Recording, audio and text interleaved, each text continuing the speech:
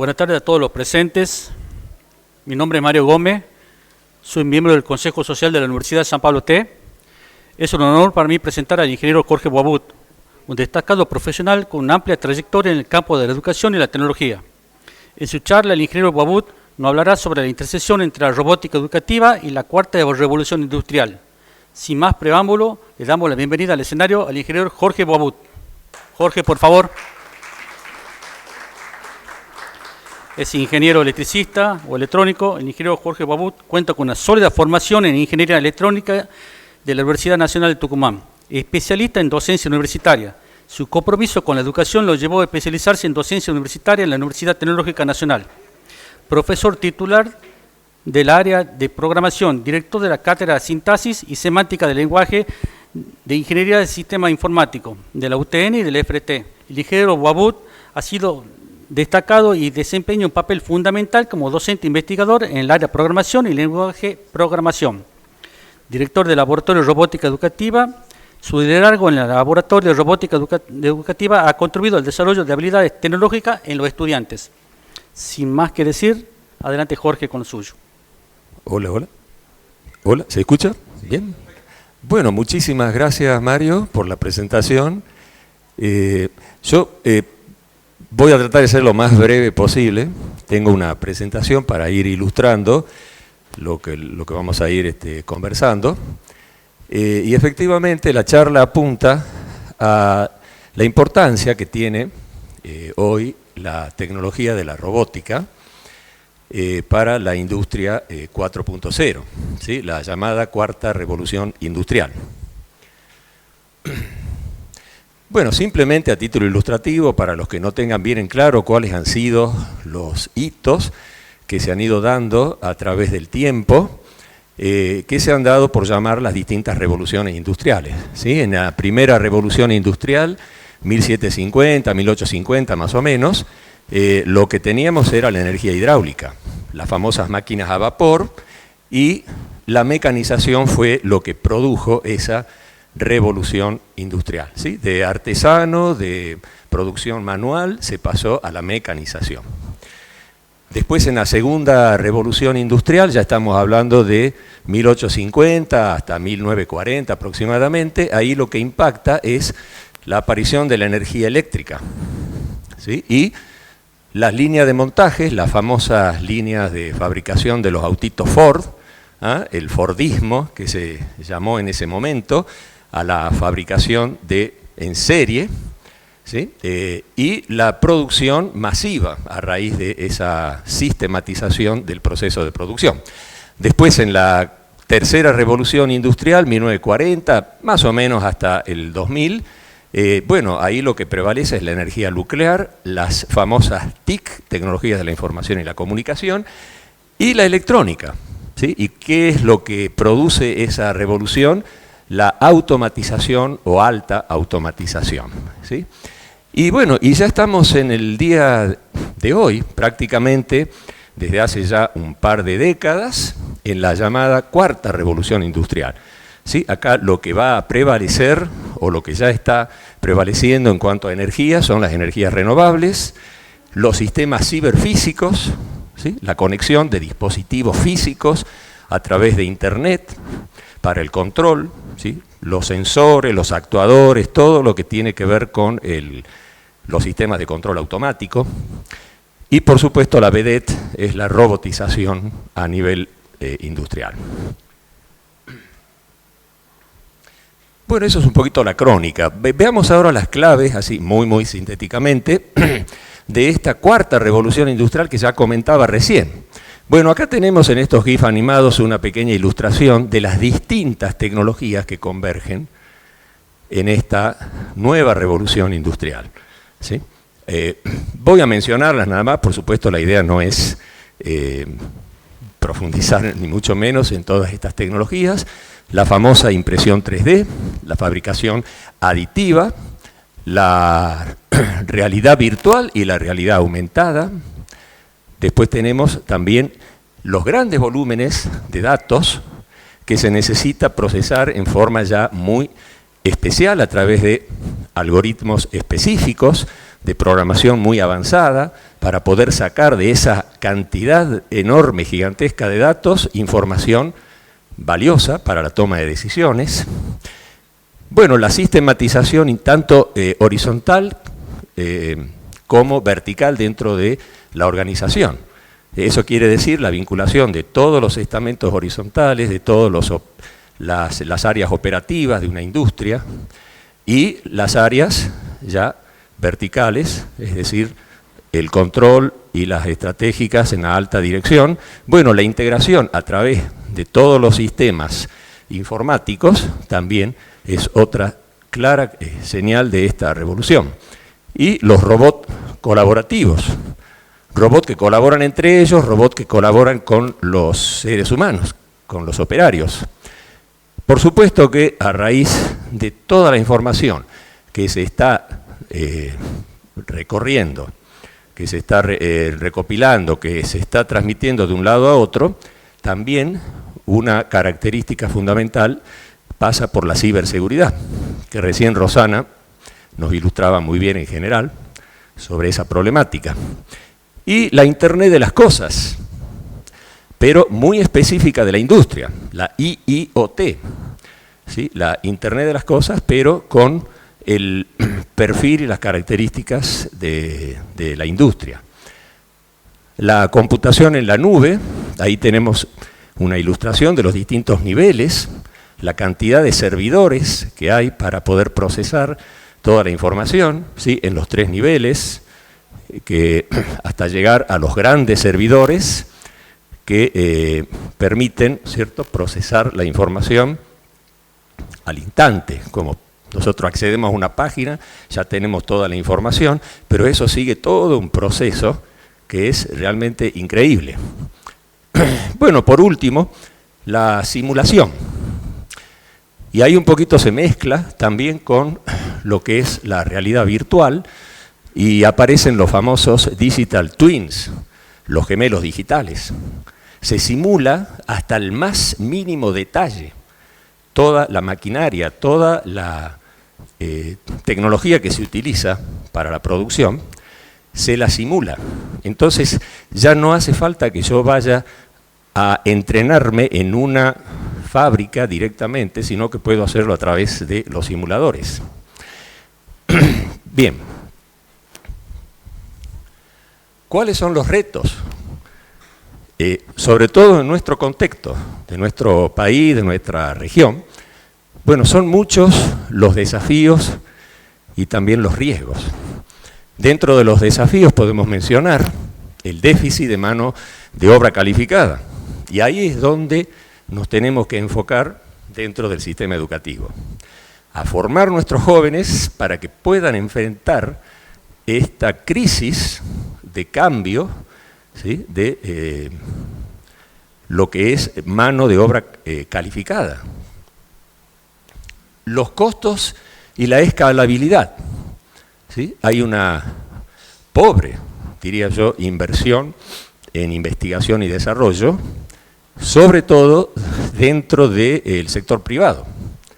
¿Sí? Y ahí apunto mucho yo a las políticas públicas en cuanto a promover estas investigaciones, pero con la colaboración del sector privado. El Estado solo no puede, ni va a poder, hacer frente a estos desafíos. Si tiene que involucrarse el sector privado, la industria, si realmente quieren dar este paso, se tienen que involucrar, tienen que invertir en investigación y desarrollo. Bueno, la infraestructura tanto externa, de caminería, infraestructura eléctrica, etcétera, etcétera, también es un desafío, y la brecha productiva, porque convengamos que habrá alguna que otra empresa que está en este nivel de industria 4.0. Según algunas estadísticas, no llega ni al 6% de las empresas, industria que hay en el país, ¿sí? Y solo la mitad se acerca a alguna característica dentro de lo que es la automatización, ¿sí? Bien. Y bueno, la ciberseguridad, por supuesto que ya comentamos, la conectividad, que es algo fundamental, también lo comentaba Rosana, cada vez es más importante que todas las áreas, todos los sectores de la sociedad, y no solo en los centros urbanos o grandes centros urbanos, sino en toda la geografía del país. Y ahí sí destaco esta tecnología que está entrando ahora, ¿sí? La de Starlink, por ejemplo, y otras que ya están poniendo el ojo acá en el país, que van a permitir que sectores remotos de la extensa geografía argentina puedan acceder también a la tecnología, ¿sí? Bien, ¿y los riesgos? Bueno, obviamente que las pérdidas del desempleo tecnológico, ese es un riesgo, pero el desafío es prepararnos para poder enfrentar esas crisis de cambio de roles, tal vez, dentro de una misma empresa, o, bueno, enfrentar el desempleo y la búsqueda de un nuevo trabajo, pero siempre a través de la capacitación, porque ya hay trabajos que van a desaparecer, que ya están desapareciendo, ¿sí? Entonces hay que prepararse para los nuevos trabajos. Bien, la pérdida en la transición. Una cosa es adecuar a la industria 4.0 una industria, y otra cosa es escalar a varias dentro de la misma empresa. ¿Sí? Yo puedo tener un área de producción acá en Tucumán, otra en La Plata o donde sea, y una cosa es automatizar una pequeña área de la industria y otra toda, ¿verdad? Entonces ahí en esa transición hay pérdidas, porque la prueba piloto tiene un costo, pero después llevarlo a la producción total de la industria es otro el costo y hay pérdida en esa transición. Bueno, los ciberataques, que de nuevo volvemos al tema de la ciberseguridad, fíjense que los hackers, ahí yo en el GIF dice ethical hackings. Bueno, ¿qué es eso? Con la misma tecnología que los hackers se infiltran en las redes para sabotearlas, con esas mismas técnicas se puede tratar de revertir esa situación. Es decir, como prueba, con el permiso, por supuesto, de cualquier organización, con esas mismas técnicas se trata de romper la seguridad para fortalecer, digamos, la ciberseguridad. Y bueno, y la dependencia tecnológica, yo puse ahí dos banderas, por supuesto, es ilustrativo, de las dos grandes potencias que se están disputando, ¿no es cierto?, la punta de la tecnología, China, Estados Unidos, y bueno, eso también es un riesgo, ¿sí? Si nosotros no empezamos también a desarrollar, en alguna medida aunque sea, ¿sí?, aunque estemos en la cola del tren, pero tenemos que empezar a desarrollar también nuestra propia tecnología. Y ahí es fundamental la educación y la formación de los profesionales para que estén a la altura de lo que se necesita. Bueno, y todo esto dentro del contexto de la economía del conocimiento, ¿sí? Bueno, ahí yo, para ilustrar, sobre todo, porque muchas veces se confunde dato, información, conocimiento, sabiduría, parece que todo es lo mismo, y es toda una pirámide que inclusive fue sistematizada por Russell Ackoff, un filósofo, que cada uno de estos conceptos se afirma en el otro, ¿sí? Cuando hablamos de conocimiento, por ejemplo, no es lo mismo que hablar de información. ¿Sí? La información es un conjunto de datos significativos, pero el conocimiento es mucho más que disponer de información. ¿Sí? Ahí entra también la interacción con distintas informaciones y la experiencia del ser humano. Y por supuesto que el escalón más arriba, la sabiduría, ahí ya es la optimización del conocimiento. Y ahí entran también inclusive las creencias, el contexto, aparte de la experiencia, etc. Bien, bueno, ahí lo destaqué, la capacidad atencional es el nuevo coeficiente intelectual. Gregorio Luri Medrano es un filósofo muy polémico hoy en día, español, que él habla en esos términos. Porque captar la atención, sobre todo de los chicos, de los jóvenes y, bueno, y de los adultos en general, es fundamental para poder incursionar en ciertos niveles de conocimiento. El ser humano por naturaleza tiende a distraerse. Vuela una mosca y ya me voy por ahí, por la mosca esa que estamos hablando, ¿verdad? O sea, la capacidad atencional no se adquiere sola. Hay que enfocarse y hay que educar a los niños, a los jóvenes, para que presten atención, para que se enfoquen. Porque naturalmente el ser humano no tiene esa capacidad. ¿Sí? Nosotros tenemos como una mirada más amplia. Y sí, para andar en la vida, ¿no es cierto?, para no llevarse puesta la silla o para frenar cuando el semáforo se pone en rojo, tengo que tener una visión amplia. Pero cuando yo me voy a concentrar para adquirir algún conocimiento, me tengo que enfocar en eso. Y eso se adquiere. Bueno, lo destaqué porque me parecía muy importante, porque es una problemática que tenemos en el sistema educativo. ¿Sí? La falta de atención de los chicos, que se dispersan con tanta información, con tanta tecnología que tienen accesible, ¿no es cierto?, a través de Internet sobre todo. Bien, bueno, quería mencionar acá nada más, para no hacerla muy larga la charla, las dos leyes que tienen que ver con los regímenes de promoción de la economía del conocimiento, la Ley Nacional 27.506 y la ley donde Tucumán se adhiere a esta ley nacional, la 9216 del 2019. ¿Cuál es la salida? Y sin lugar a duda, la educación, pero no cualquier educación. Yo ahí lo destaco, educación de calidad. Porque de nada sirve tener 200 no sé cuántos días de clase al año si la calidad es pobre. ¿Sí? Es más, es preferible poca cantidad y mucha calidad y no al revés. Entonces, en eso nos tenemos que enfocar dentro de las instituciones educativas, en aumentar el nivel de calidad. Y para eso hay muchísimas herramientas. Se habla hoy de la educación 4.0. Si me podés acercar, por favor, la de educación, ahí está, a la izquierda, esa. Bueno, fíjense que hoy por hoy se habla de la eutagogía. ¿Sí? Nosotros normalmente hablamos de la pedagogía, pero ¿qué es la eutagogía? ¿Sí? Es la autonomía en el aprendizaje. Hacia eso tenemos que apuntar, a que los chicos, los jóvenes sean cada vez más autónomos en su aprendizaje.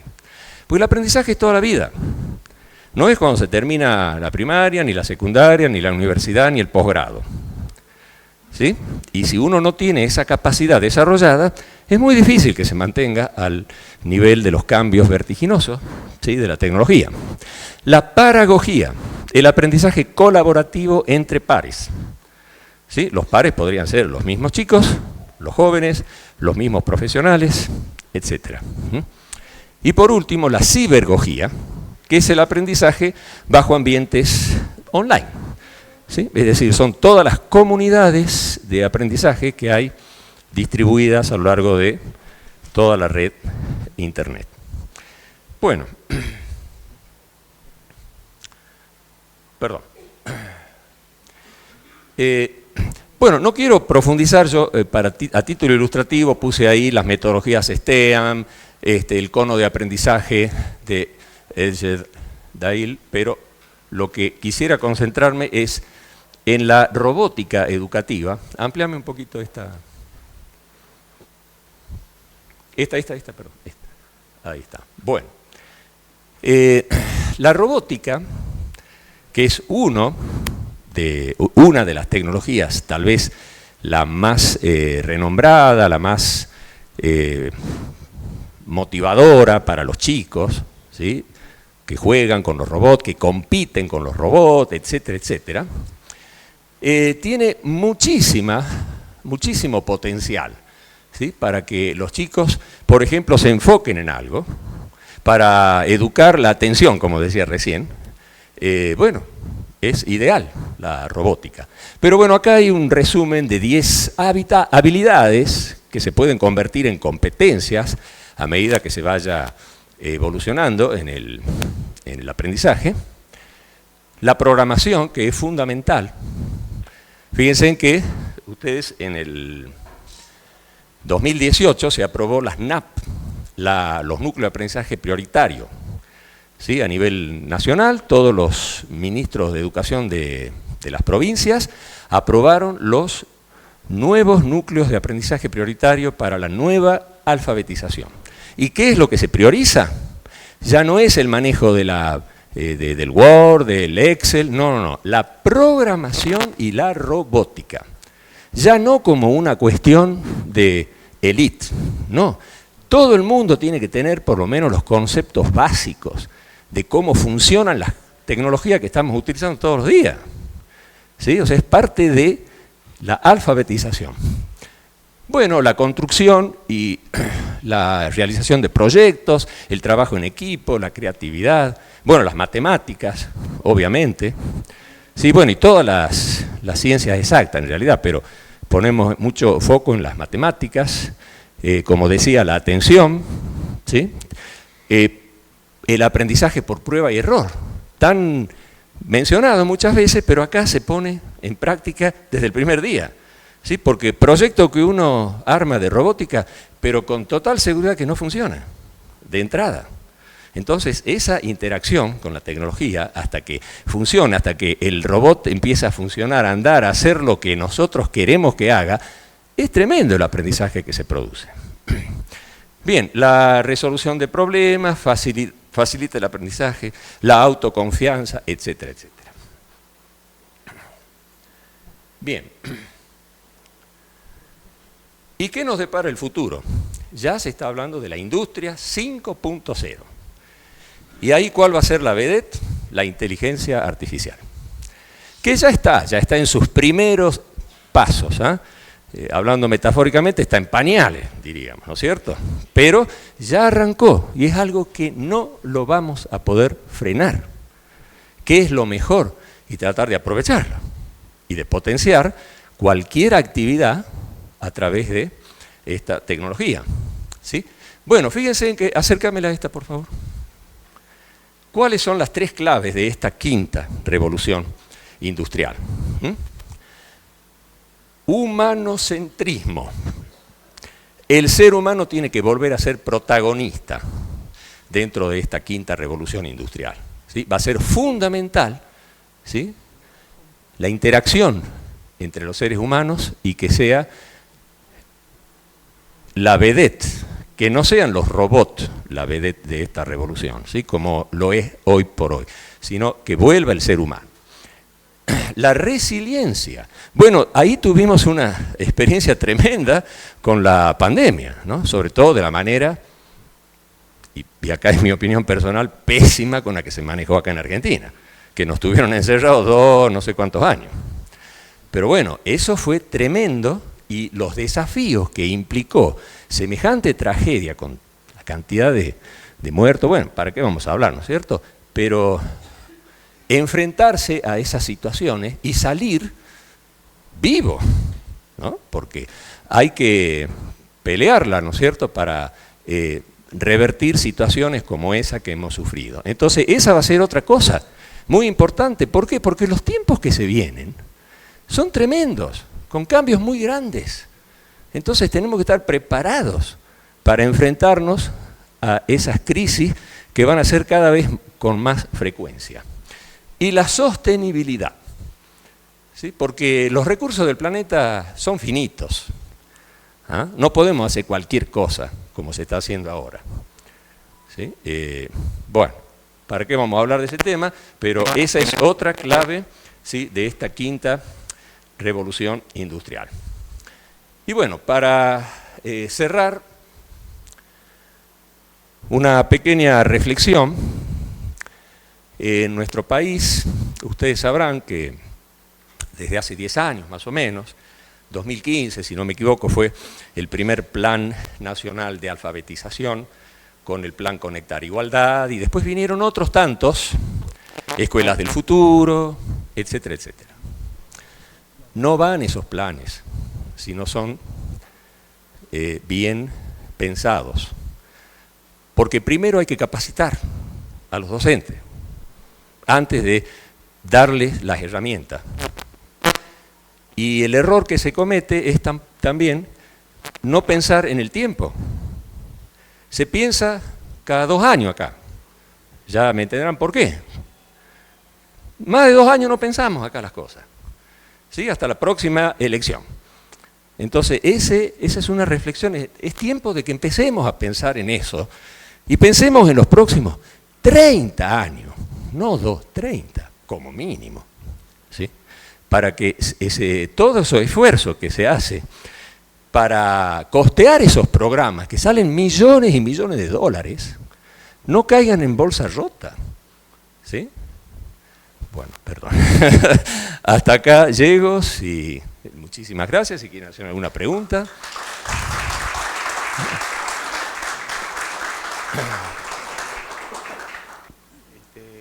Daban cursos de programador de software.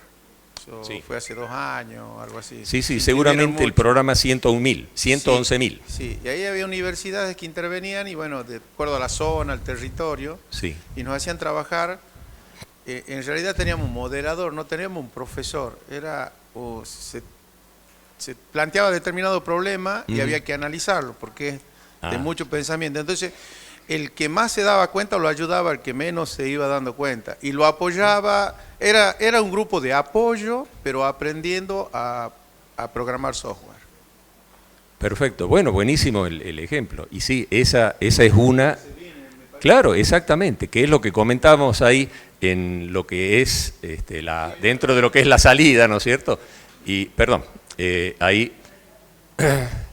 en lo que es la educación 4.0, bueno, uno de los pilares es ese, justamente, ¿sí?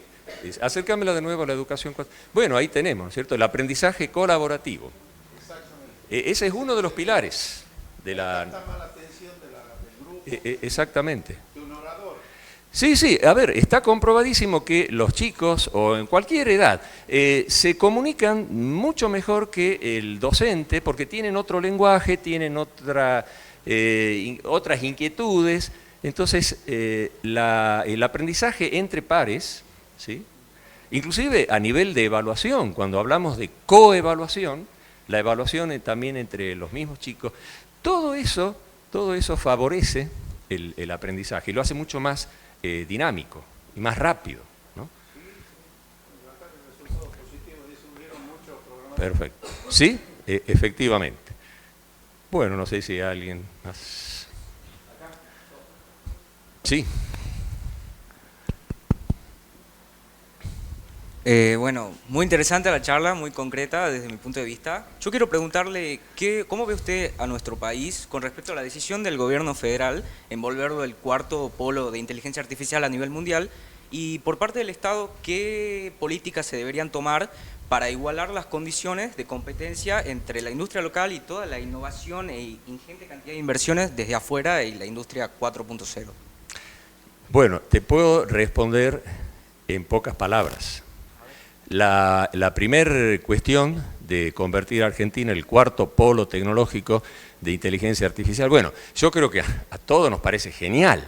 Ahora, para llegar a eso, hace falta que la legislación acompañe, ¿no es cierto?, a ese ideal.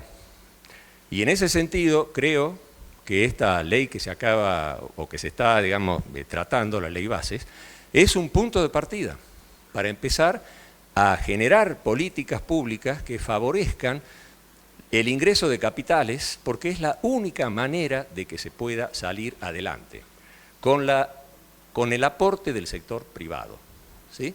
Bien regulado, en el sentido bien legislado, más que regulado, bien legislado, para que, por supuesto, no se produzcan ni abusos, ni cosas raras, pero hay que facilitar la introducción de capitales para que se pueda lograr eso que vos decís. ¿Sí? Yo creo que es perfectamente factible. Ya lo hemos hecho en otra época. Ya lo hemos hecho. Hay que volver a mirar al norte. Esa sería la idea. No, por favor. Bueno, muchísimas gracias. Muy amable. Bueno, muy bien, con regalito y todo. La verdad que un orgullo, una emoción presentarte, Jorge. Muchas gracias. Yo soy No, por favor, para mí es un placer. grupo. Bueno, Muchas gracias. muy amable, Mario. ¿Puedo sacar una foto? Sí, por favor, cómo no.